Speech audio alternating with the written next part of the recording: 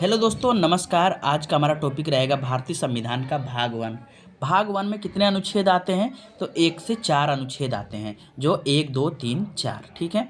अनुच्छेदों को इंग्लिश में आर्टिकल नाम से जानते हैं। आर्टिकल, ठीक है। जो भाग एक है उसको किस नाम से जानते हैं? संघ और उसके राज्य क्षेत्र। संघ और उसके राज्य क्षेत्र। भाग एक को किस नाम से जानेंगे? संघ और उसके राज्य क्षेत्र। जो ये लिखा है संघ और उसके राज्य क्षेत्र, इसको इंग्लिश में क्या कहेंगे? Union and it's territories. ठीक है। तो इंग्लिश में इसको क्या कहेंगे? Union and it's territories. ठीक है। तो जो भाग एक है, भाग एक में अनुच्छेद नंबर 1, उसको हम लोग पढ़ने वाले हैं। ठीक है। यहाँ पे पढ़ेंगे। तो यहाँ पे लिखा है इंडिया। इंडिया जो है भारत है। अब भारत राज्यों का संघ है। इंडिया जो है भारत है, यानी मूल नाम जो है भारत है। भारत है और यह राज्यों का संघ है। इसको आसान में भाषा में समझते हैं कि भारत विनाशी राज्यों का अविनाशी संघ है। यानी कि भारत जो है ये पूरा भारत का मैप दिख रहा है आपको। भारत जो है, यानी कि जो बहुत सारे राज्य हैं, इनको छोटा बड़ा किया जा सकता है।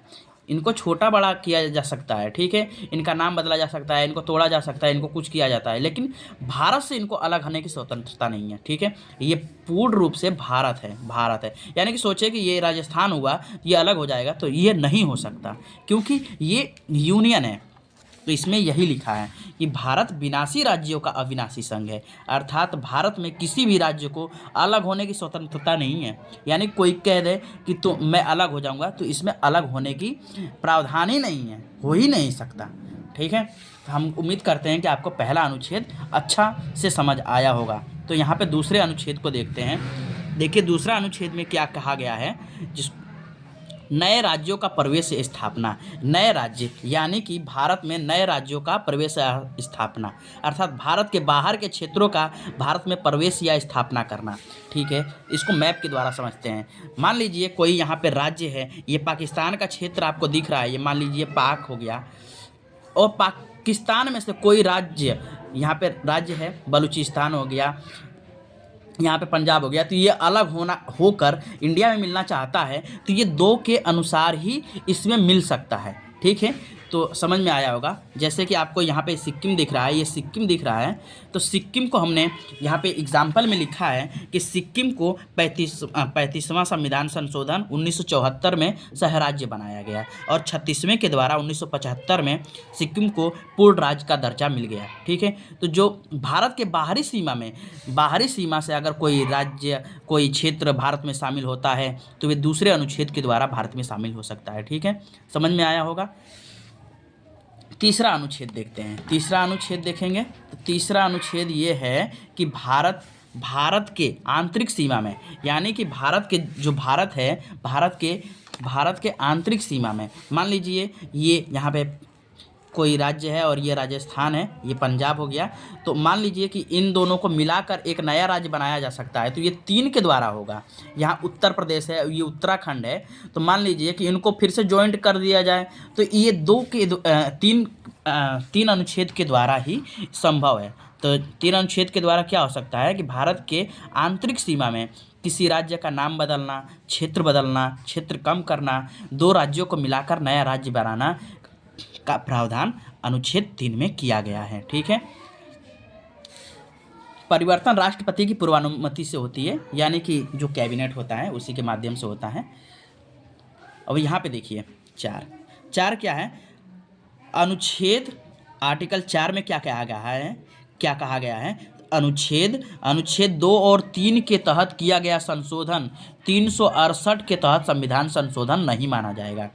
यानी कि 2 और 3 के द्वारा जो भी संशोधन किया जाएगा, यानी कि नए राज्यों का प्रवेश हो रहा है, भारत में आंतरिक सीमा में कोई नाम बदला जा रहा है, तो जो भी संशोधन होगा वे 368 के तहत संविधान संशोधन नहीं माना जाएगा। ठीक है। 368 के तहत संविधान संशोधन नहीं माना जाएगा। ये साधारण तरह ही किया जा सकता है।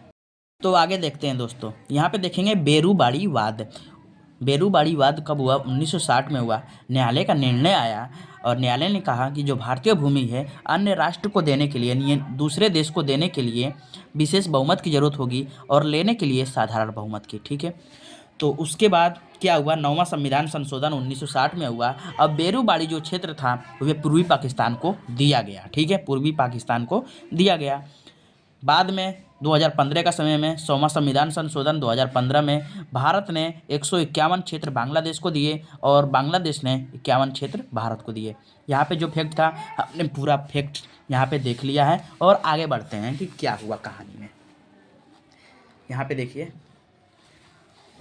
भारतीय राज्य का एकीकरण कैसे हुआ। आज़ादी मिली, आज़ादी के बाद जो 552 रियासतें थीं, 552 रियासतों में से 549 रियासतों ने भारत में मिल गई और 3 आनाकानी कर रही थीं, जैसे कि जम्मू कश्मीर, जूनागढ़ और हैदराबाद। जम्मू कश्मीर, जूनागढ़ और हैदराबाद, ठीक है। तो जम्मू कश्मीर को 1947 में विलय पत्र द्वारा मिला लिया गया, विलय पत्र के द्वारा इसको मिला लिया गया। और वहीं जूनागढ़ को जनमत संग्रह के द्वारा 1948 में मिलाया गया। हैदराबाद को ऑपरेशन पोलो द्वारा 1948 में मिलाया गया। आप ये कमेंट बॉक्स में बताएंगे कि जो हैदराबाद है किस राज्य की राजधानी है, ठीक है। आगे बढ़ते हैं, आगे क्या हुआ। यहीं पे ये सब बात मिलाने उलाने की हो रही थी।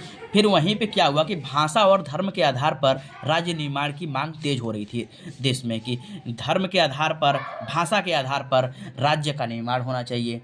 फिर इसके बाद आयोग का गठन किया गया, एसके-धर आयोग। एसके-धर आयोग ने 1948 में गठन किया गया और दिसंबर 1948 में इसने रिपोर्ट दी।